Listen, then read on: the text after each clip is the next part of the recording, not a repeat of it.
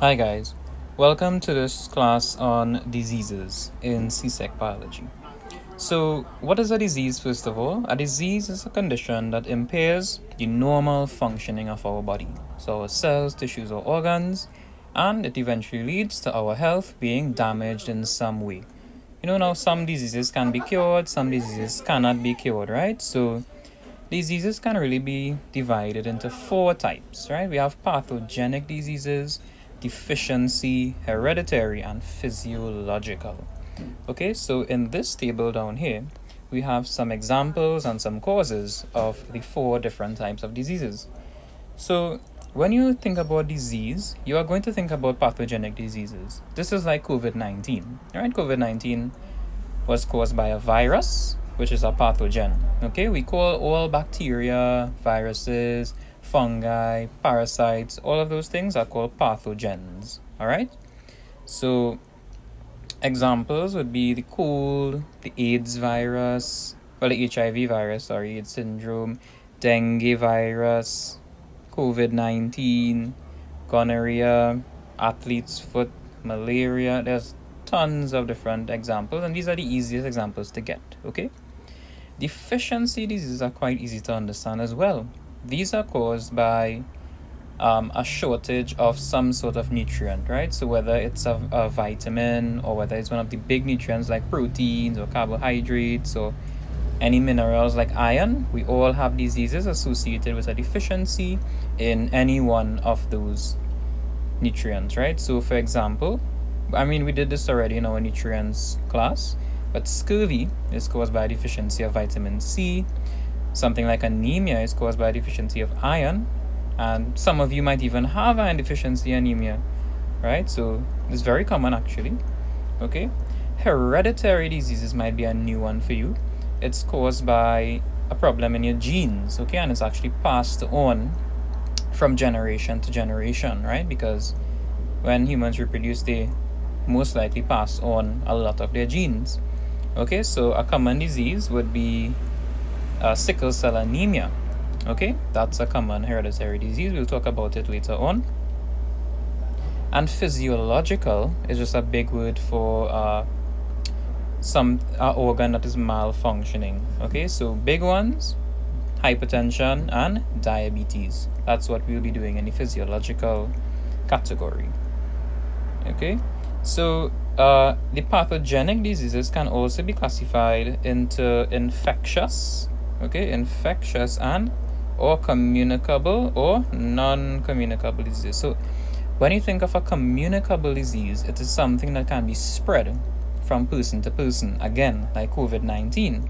And that's a fine example to put in your exam if you do get a question like that, okay? And non-communicable diseases cannot be passed on from person to person. So like, there are a lot of diseases that can be, like dengue, you need the mosquito to pass it on from person to person. So if someone has dengue, they can't directly give you dengue, okay? A mosquito needs to bite them, then bite you to give you dengue. All right? Okay, so speaking of dengue, let's take a look at our mosquito. All right? So what is a mosquito? A mosquito in terms of disease is a vector. Okay, a vector in biology is an organism that could carry a disease from place to place. However, it is not itself affected by the disease. So when a mosquito bites someone with dengue, it sucks their blood, right? But the mosquito doesn't get any symptoms of dengue. When it goes to feed on another person, it will actually pass on the dengue virus to that person, and then that person now will be said to have dengue. All right, so that's what we mean by vectors. Another example of a vector would be like a housefly. Okay, a housefly could transmit very nasty diseases like gastroenteritis or food poisoning, okay, by their legs, right? So when they land on something very nasty, some kind of decaying food with fly eggs and stuff like that, all that sticks onto their feet, and when they land on your food and they rub their feet together, they actually release those dirty pathogens into your food, and when you eat them, you will get food poisoning. Okay, and finally we have rats, transmitting leptospirosis via the urine. So when rats urinate on food and you eat the food, you get a very nasty disease called leptospirosis. All right? Right, so let's look at the most common vector, the mosquito. We need to look at the life cycle of a mosquito because it is very important to stop mosquitoes before they can mature. Okay? So there are 4 main stages: the egg, the larva, the pupa, and the adult. So the first stage is in the egg. So the female mosquito will lay, look at this diagram here, right? The female mosquito lays the egg on the surface of the water, and the water needs to be stagnant, which means it's not moving, right? And it's in a cool, kind of damp area. So this is why we recommend not to have any open containers around your home that could collect water, all right? To stop mosquitoes from laying their eggs there. Eventually, the egg is going to hatch into this kind of centipede-looking thing, which is a larva. And you can actually see larvae in stagnant little pots and pans and stuff like that you have outside. They look like little white swimmy things, right? So they are in the water, and they actually have a little breathing tube that connects to the surface of the water to help them breathe. Okay? And then now they mature into like a little cocoon, and we call this the pupa. This is right before they are going to turn into the mosquito, right? And then finally, we have the adult stage, where they can now bite people, transmit diseases, okay? And we want to stop this from happening. We don't want that. So we need to target everything here, all right? To keep our places clean. All right. And as I was telling you before, the mosquito does not actually get the disease, right? It's the human. So a pathogen that needs a vector has 2 hosts. We have the primary host, which is the human, and then the primary host is where the disease will occur. The secondary host is the vector, and we will use mosquitoes as an example. The pathogens could reproduce in the mosquito, right? They will make little eggs in the mosquito, but it will cause the mosquito no harm. They're kind of partnering with the mosquito to transmit to humans, right? And as I told you before, if the blood obtained by a mosquito has the disease, it will help multiply her eggs, and then she will lay the eggs into the water, and then she needs more blood to make more eggs, and so on and so forth. And that's how dengue is spread. Okay, so whatever diseases that the person had that she bites before, she can now pass that disease, such as dengue, to another person. And dengue is not the only disease transmitted by mosquitoes. Also malaria. Okay, I'm sure a lot of you know about malaria. Malaria is another disease that is transmitted by mosquitoes. Right, and here we have it here. The Anopheles mosquito. Now, a lot of you would have known about the Aedes aegypti mosquito before this, right? So the Aedes aegypti mosquito causes your typical mosquito diseases: dengue, chikungunya, yellow fever. There's also Zika as well, right? However, there's another type of mosquito called the Anopheles mosquito, and I really want you to remember this word because it causes malaria. Okay? Malaria could be deadly if not treated. Alright? Actually, all of these could be deadly if not treated, except probably chikungunya, right? And here we have some symptoms of each of them and what you need to look out for, right? So as I told you, malaria could be very fatal: high fever, weakness, and without treatment, it could be fatal. And we have yellow fever. It has fever in the name, so fever, headache, muscle aches, and a lot of the diseases are actually very similar. Okay, dengue, fever, headaches. You'll feel a pain behind your head or your eyes, right? You'll have joint muscle pain, right? Now you have heard people dying of dengue, and this is due to hemorrhagic dengue. Okay, hemorrhage means bleeding, right? So in some people, dengue can be very severe and can cause bleeding beneath the skin, internal bleeding, and that could be fatal if you lose too much blood. Okay, this is why we need to always pay attention to the symptoms of dengue so we could get treated immediately. Now, there's no cure for dengue. Your body needs to deal with it itself, but we could help our body by consuming fluids, just treating our pain, getting bed rest, all right? So we can ensure that it does not progress this far. And chikungunya is very similar to dengue, right? Just less severe. Okay. Now we have been bringing to each other, the teachers have been always teaching us about control of mosquitoes. Even the government have been teaching us about controlling mosquitoes. All of us know how to control mosquitoes, right? Ensure that there's no containers that could fill up with stagnant water around our home.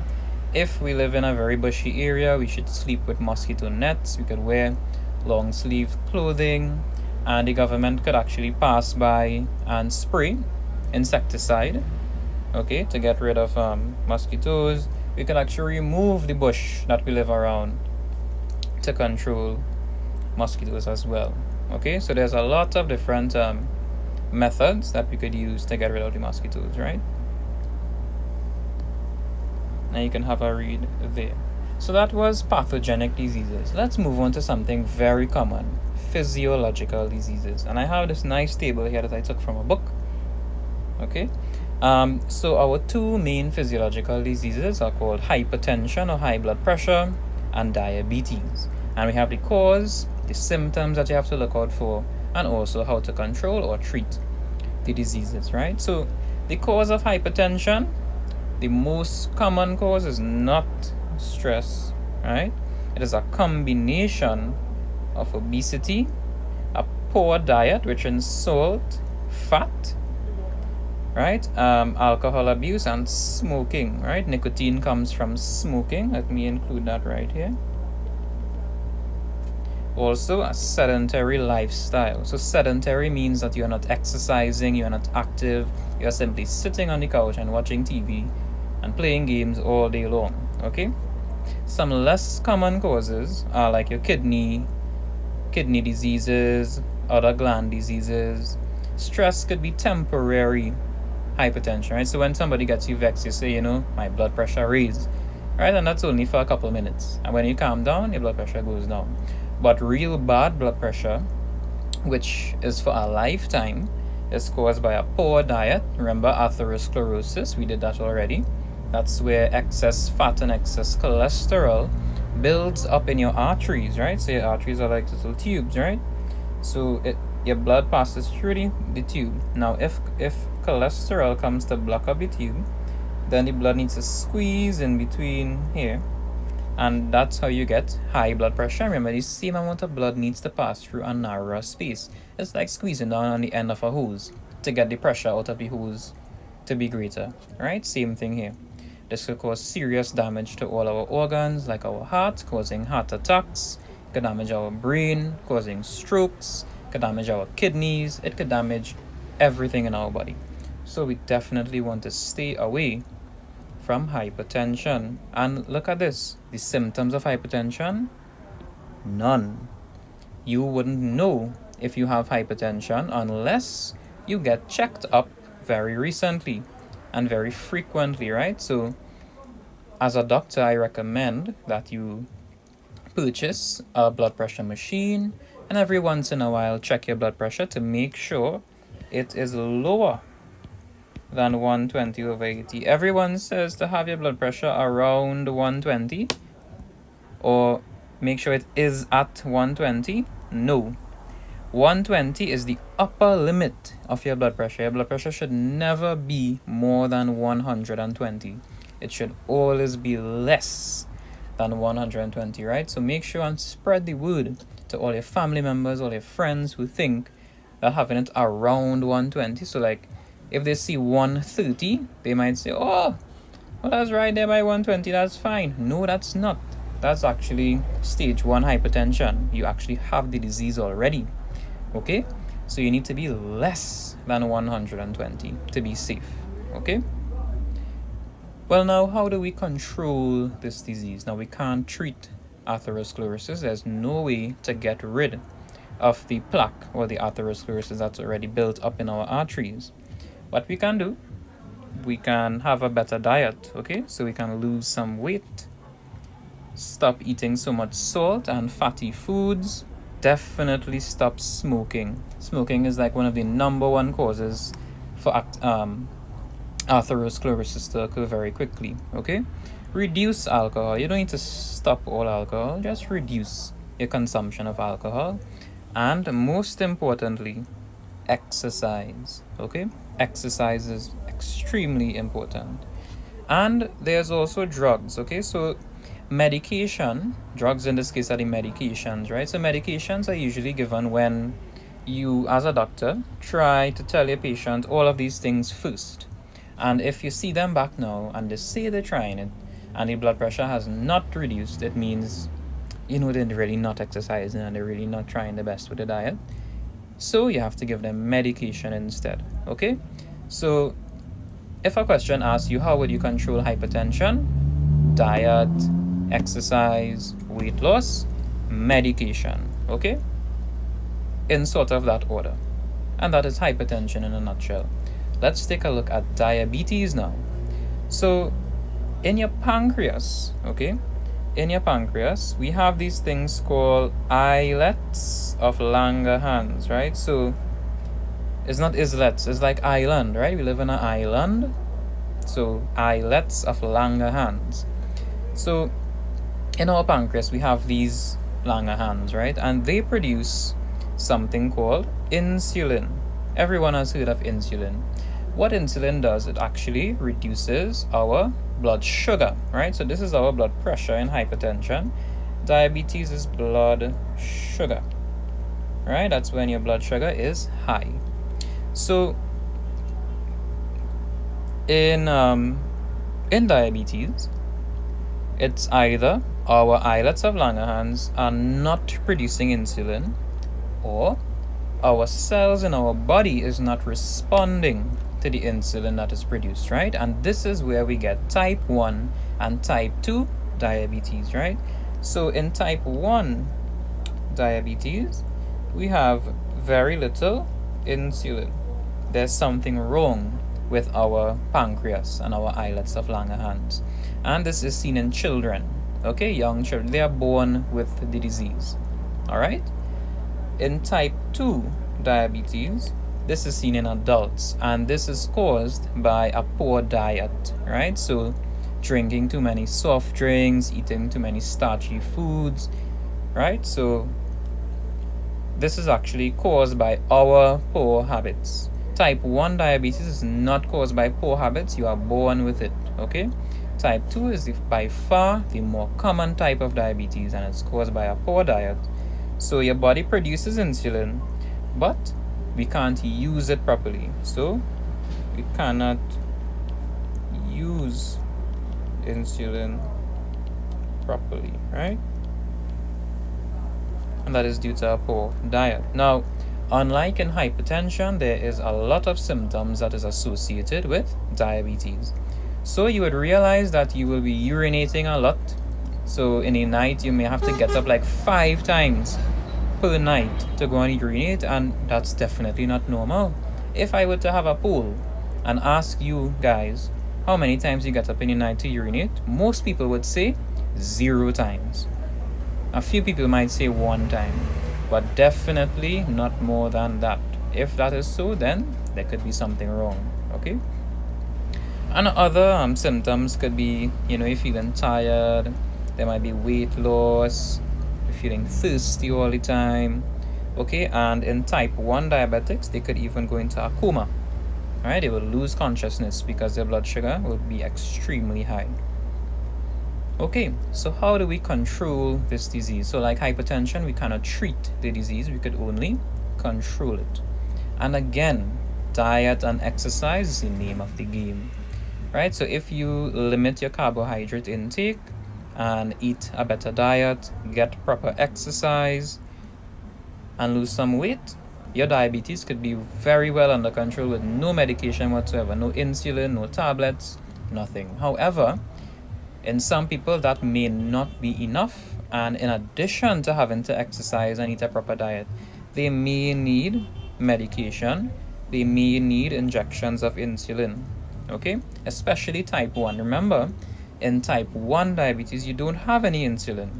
So therefore, you need to inject insulin in your body. You cannot survive without insulin, right? So that's the only treatment for type 1 diabetes. You need to inject insulin. However, for type 2 diabetics, you can try to eat better and exercise better before you actually have to take insulin or medication. Okay, so that's a crash course in hypertension and diabetes there. So let's go now into, general talking about treatment and control of diseases, right? So in pathogenic diseases that's caused by, actual pathogens, it's very simple, right? If you have a bacterial infection, you take antibiotics. If you have a viral infection, you may need antiviral agents, but antiviral agents are very rare. In a lot of viral infections, they actually go away on their own. The body can actually get rid of them. And antiviral agents aren't as good as antibiotics. So that's why there's really no real treatment for COVID-19 as of yet, because antivirals are very difficult to make, because the virus is changing so many times. Look how many variants we have of COVID-19 now. We have like about 5, right? So if you work so hard to make an antiviral for the first type, and then bam, the second type come out, your antiviral can't work again. So that's why treatment is so difficult for viruses, but it's very good for bacteria, okay? And obviously antifungal agents to kill fungi. So very easy. If you have a bacteria, antibacterial. Virus, antiviral. Fungi, antifungal. Just like that, okay? And we'll get into vaccination very soon when we do immunity. Right, very easy. Deficiency diseases. If you're deficient in a nutrient, well, then eat some more of the nutrient, right? Take some vitamin C if you have vitamin C deficiency. Very easy to treat deficiency diseases. Hereditary diseases are more difficult because remember, we can't treat something in your genes, okay? So what you need to do is to treat your symptoms. So if you have anemia and you're getting headaches, well, you may need to just take some Panadol to relieve your headaches, okay? Something like that. And sometimes you may need blood. In rare cases, you may need to have to go to the hospital and get a unit of blood, okay? So you treat your symptoms as they come up. In physiological diseases, well, we just talk about hypertension and diabetes, right? Okay, and this is more stuff that I said before, okay? You could just read the table in your own time. Very easy. Right, more physiological diseases here.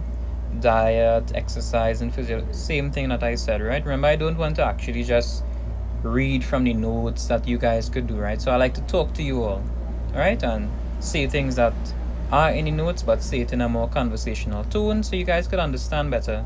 It's hard to read 10 pages of notes, right? But if I talk to you all like how somebody would, talk to you casually, it may help your understanding when you have to read the note to remember it in your exam, right? Okay, now this is a new one. Implications of the disease. So the consequences of having diseases. Okay, so obviously, if you get a bad disease and you have to stay home and you're working, right? Sometimes you may not be able to get paid. Like if you're working on your own, like if you're not working for the government, right? Obviously you get sick leave and stuff for the government. What if you are like a farmer and you get sick really badly? Then you can't do anything. You can't harvest your crops, you can't plant, you can't plow, you can't do anything. So then you are losing earnings, and this could be really bad for people who don't have a lot of money and who are living as they go along, paycheck to paycheck, right? So this could be really bad in terms of livelihood for that person. Right, now remember, diseases could also occur in animals as well, right? So again, if you are a farmer and all your cows get diseases and they die, well, you lose a lot there. No milk, no food, nothing there you're not getting, right? Because all your cows have now died, right? So think about that, right? So you really have a lot of consequences. And with different types of diseases, these consequences could be greater and greater. Because look at hypertension. If you need to buy drugs every month for hypertension, that's money that you need to spend now to treat yourself, okay? So it's very simple to think about a disease and what will be the consequences of having them. Some people could die, right? Okay, Now let's take a look at sexually transmitted diseases. And again, I have a nice table here. And the two main ones that we need to do are the AIDS, acquired immune deficiency syndrome, and gonorrhea. All right, gonorrhea. So what causes AIDS? Well, we have the HIV, all right, human immunodeficiency virus. And what causes gonorrhea? A bacteria, actually. That's the name of the bacteria. It's not important for you to know. You just need to know that it's caused by a bacteria. Now, how are sexually transmitted diseases transmitted? Well, it's in the name, okay? So via sexual intercourse. However, that's not the only way. That's just the main way. However, AIDS can be transferred via needles, right? So, for example, if you are an IV drug user, like, you know in those movies in America where they like to stick up heroin and stick it into their veins. So if you have a group of drug users and you're sharing that needle and all them sticking it up in their blood, the virus could pass through from needle to human, just like a mosquito, right? The needle is like the mosquito and it come like it's biting everybody, right? And it's transmitting the virus just like that, okay? Also, if a pregnant woman has AIDS and it's not under control, she can pass AIDS straight down to her baby, and her baby could be born with AIDS, right? But what makes AIDS so bad? AIDS actually attacks the immune system of the body. So the same thing that is used to fight off viruses and fight off bacteria, it's actually being attacked by a virus. So there's no way for the body to cure itself from AIDS, and as AIDS progresses, the body can't fight off simple diseases that it would have been able to fight off. And when this occurs, we call it opportunistic diseases. So in opportunistic diseases, these are diseases that occur in people who have AIDS that would not occur in normal people otherwise. And there's a long list of diseases here, okay? So opportunistic diseases occur only in people who have a very weak immune system. If you have a normal functioning immune system, cannot get these diseases because our immune system is great and we could fight them off very easily. But somebody with AIDS could die from any one of these diseases, okay? So how do we treat AIDS? We can't cure AIDS, we can manage it. Now, there are many drugs that could treat AIDS, and there's only one drug per day, right? One tablet per day. I think that's very easy to take as long as somebody can afford it. It has become very cheap now, okay? Because AIDS has been going on for many decades. Enough research has been done to produce very cheap tablets, and only one tablet per day is necessary to control AIDS. All right? And if you have controlled your AIDS, right, down to a point where you take your tablets every day, then you cannot pass it on to other people. Yes, you may still have AIDS, but your immune system will be strong. The virus will be in such a low number in your body that you can't pass it on to other people, sexually or otherwise, okay? And that's the stage where we reach with AIDS now. Some people can live long and healthy lives just like normal with AIDS, all right? So it's not a death sentence at all, all right? So keep that in mind, all right? Okay, so how do we prevent AIDS now? First of all, we treat all cases of AIDS. Again, if we give everybody tablets, nobody could spread it, okay?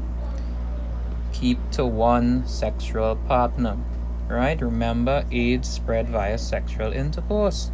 So if you're only having sex with one person and both of you all are negative, then there's no risk of getting AIDS, okay? When you're having sex with someone you don't know their AIDS status, like if you don't know that, you know, if they didn't get a test, I'm sure none of you have gotten a HIV test, then you use condoms, okay? So condoms prevent the transmission of AIDS, okay? And again, don't use drugs. Come on, kids, don't do drugs, please. Thank you so much. All right, and these are some easy methods of control. Gonorrhea is very similar. Okay, it can be passed on mother to child, sexual intercourse. However, look at this, the treatment. There are antibiotics. Alright? Antibiotics can fully treat gonorrhea. Unlike AIDS, which cannot be completely cured, antibiotics can cure gonorrhea. Alright? And again, same methods of controlling and preventing. Okay, you can read it, it's the same thing. Let's take a look at hereditary diseases now. So in hereditary diseases, they are passed on by genes, and the number one example is sickle cell anemia. So in our red blood cells, we mentioned that there's hemoglobin. Hemoglobin transfers oxygen. The normal hemoglobin is called hemoglobin A. Okay, this actually keeps a lot of oxygen and can transfer it very, very efficiently. However, in somebody with sickle cell anemia, they have hemoglobin S. S for sickle. Okay, hemoglobin S causes the blood cells to change into a sickle shape, right? So a blood cell is usually like a little oval. Well, instead now it's looked like something like that. Instead of being oval, nice and round, it looks like that. Therefore, there's less oxygen that can be transferred, and also it tends to cause blood clots in your vessels, right? Because it gets stuck in blood vessels a lot, and it will cause a clot and clog up the blood vessels, right? So that's the danger of sickle cell anemia. You could die from sickle cell anemia if you don't get treatment. Okay, right, let's look at one important drug, alcohol. Okay, so when consumed in small amounts, like in a party, if you consume a little bit of wine or taking a beer, it's perfectly fine. Alcohol is called a depressant. No, it does not cause depression. It's a depressant of the CNS, the central nervous system, right? So it helps you relax, right? It could help anxiety, it could help you be more sociable, more confident. However, if somebody consumes alcohol nearly every day and in excessive amounts, right, so bottles and bottles of alcohol, they are said to be alcoholics, and the disease is called alcoholism, right, where they become addicted to alcohol and they could die, right, after a while. So there are many symptoms of alcohol abuse, and this is called being drunk, right? Take a look at those symptoms. I'm sure you can identify a lot of them. You must have seen people identify with some of these symptoms already, and these are symptoms of alcohol abuse. All right, the last thing we want to talk about in today's class is our immune system, how we can defend ourselves against pathogens, right? So think about your body. There's bacteria and viruses all over the air. What stops bacteria from getting into your body? The first thing is your skin. Your skin is like a giant wall around your body that can prevent pathogens from entering, right? It's like a barrier. It's waterproof.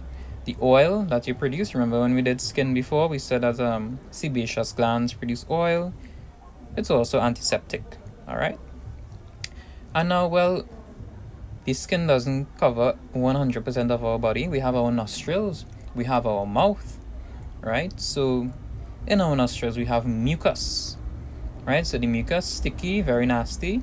Well, it's sticky for a reason. It could trap bacteria, trap pathogens in the sticky mucus, and when you have a cold, you spit out a lot of mucus, or you have to swallow a lot of mucus, right? That's for a reason, because the mucus is being used to trap the virus, right? And there's something called cilia. Remember when we did the reproductive system in a tube, right? You have your mucus over here, and there are little hair-like stuff, and they actually move the mucus up and out of the body. So out of your nostrils when you're leaking mucus, or when you have to swallow or spit out mucus, that's because of the cilia bringing it up, right? And that's how you can remove pathogens that way. Now, what if you swallow or you eat pathogens in your food? Well, your stomach gets rid of all of that. Remember, your stomach is very acidic, right? Stomach acid. And pathogens cannot survive in acid. The acid will kill every single one of them. Well, most of them, right? But what if a pathogen gets past all of these primary defenses and gets into the blood? Well, the blood is the second line of defense, and it has a lot of things going for it, right? So we have phagocytes. This is a type of white blood cell. We talked about this when we did blood.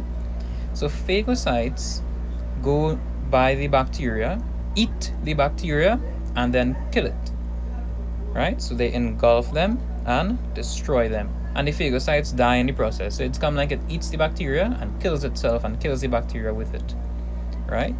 And when you get a cut and you see that green nasty pus coming out of it, that's actually a combination of your dead phagocytes and your dead bacteria. That is called pus, okay? And if bacteria gets deeper into your blood, into your body, well, there are more phagocytes ready to eat them again. And then there are lymphocytes. Lymphocytes is the second type of blood cell that actually produces antibodies. Okay, so antibodies are little chemicals that the lymphocytes produce that will go towards the bacteria and kill them. Okay, so the lymphocytes, unlike the phagocytes, don't die. It's just the antibodies go. It's like shooting a gun, right? The lymphocytes shoot the antibodies toward the pathogens and kill them. However, the phagocytes commit suicide by killing the bacteria, okay? So let's take a look at immunity now. This is the last topic for today. There are two types of immunity, natural and artificial, okay? And then we could break down each one into being active and passive. So natural, active, right? So this is where you get infected by a virus. So let's use the COVID-19 virus because that's what's plaguing everybody today, okay? So if you were to be infected with COVID-19, God forbid, your body is going to be under attack for a while. You're going to be sick. A lot of people will be sick, right? You know, you have your usual fever, you're losing taste, diarrhea, all the symptoms that we know already. Then, if your immune system is strong, you will start to improve, right? But it had a little bit of time where you didn't improve, you got sick, right? But when you start to improve, that means that your body was making antibodies. The COVID-19 virus has little proteins or little signals, right? So if this is the virus here, there are little signals on the end of them, and these are called antigens. So your body can recognize antigens and make antibodies to kill them. However, antibodies take a lot of time to make. So you will get sick for a while, and then you will start to recover. So this down here, this little graph is showing natural active immunity. So you have the exposure here.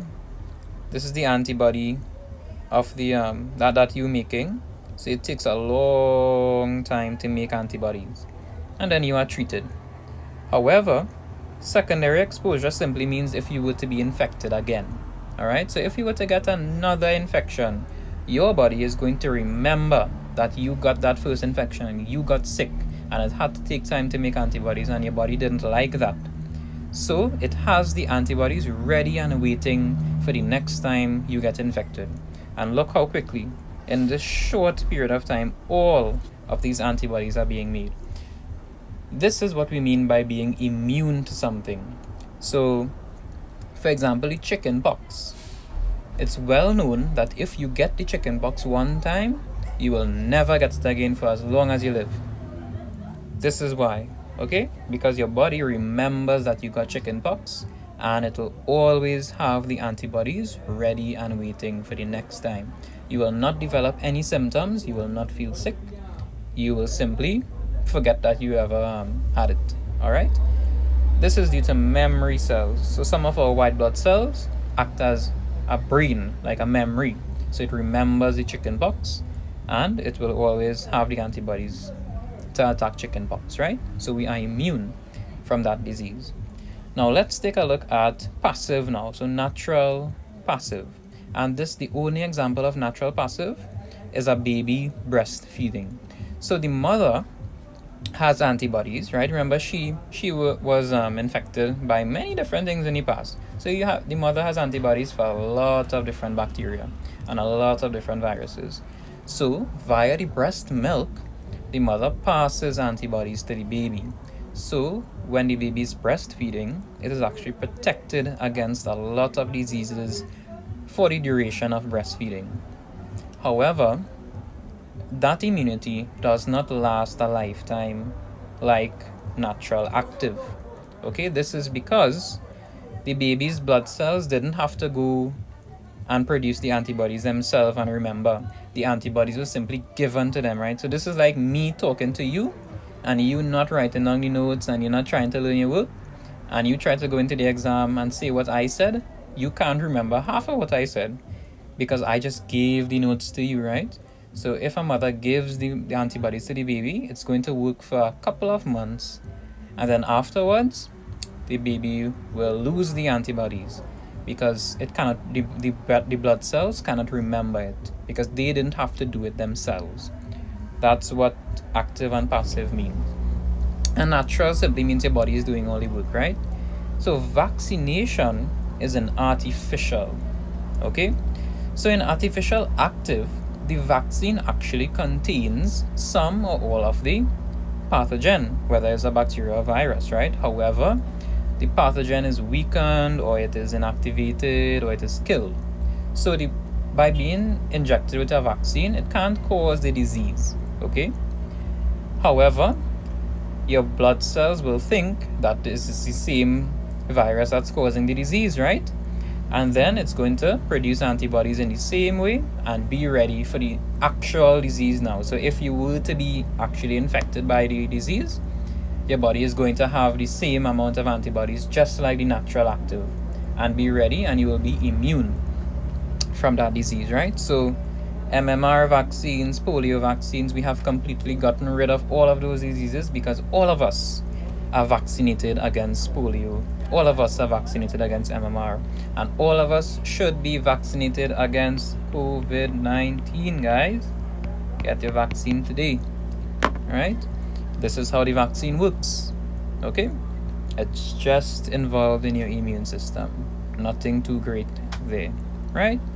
The next one is artificial passive immunity. Alright, this is the last thing.